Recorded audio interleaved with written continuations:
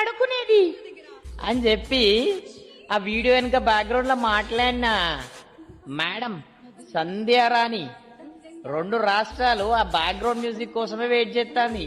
ఎవరా ఎవరా ఎవరా అని దొరికింది. ఒక్కసారి కింద కనిపిస్తుంది చూడురి, ఇదే అది. గట్టిగా మాట్లాడితే ఇదే లంజలు ఎక్కున్నది. దాని బట్టలు, దాని వ్యవహారం, దాని కథ, దాని కార్ఖానా, అది లంజల గురించి మాట్లాడుతుంది. ఈ అవ్వ ఇదే పెద్ద సెలబ్రిటీ అనుకున్నారు ఇంకా జనాలు అందరు దీన్ని. దాని అవతారం చూసినావు ఎట్లుందో, అది చిల్లర ముండా. దాని బతుకు చూసినావు ఎట్లుందో. ఇంకిది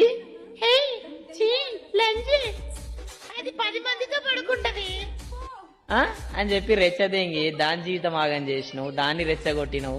ఆ ఈశ్వర్ సాయి గారి జీవితాన్ని నాశనం చేసినావు, అటు ఆ పిల్ల జీవితాన్ని నాశనం చేసినావు.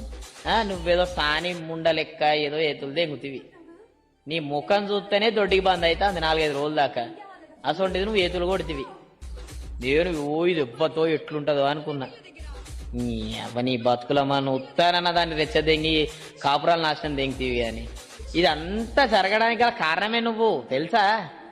నువ్వు వైరల్ అయినావు, నీ పాటలు పెట్టు అది లంజే అని చెప్పి డీజేలలో ఎగురుతారు పొరాలు. నువ్వు చెప్పిన టోన్ కి అవతల డీజే పెట్టుకొని ఎగురుతుర్రు. అట్లున్నది నీ కథ. అందుకే లేకిడి ముండా నువ్వు ఫస్ట్ లంజే అయినావు కావచ్చు, దాని తర్వాత నువ్వు అనేటోళ్ళని చూసుకో ఇవ్వలేంది అని. అంతే నోటికి ఎంత అంత ఎర్రని ఉర్రకు నత్తి ముఖం వేసుకొని డబ్బా ముఖం విశాల్ విశాల్ ఉంచుకున్నాడా నిన్నాడు పిలుస్తాను అని 20 సార్లు. చెత్త గింజల మూట నీ బతుకుల మన్ను. ఇంక ఇవ్వతో అని చెప్పి పాపం జనాలందరూ ఇంకా గొర్రెల లెక్క చూస్తారు నీ ముఖం కోసం. ఇదో బర్రె ముఖంది.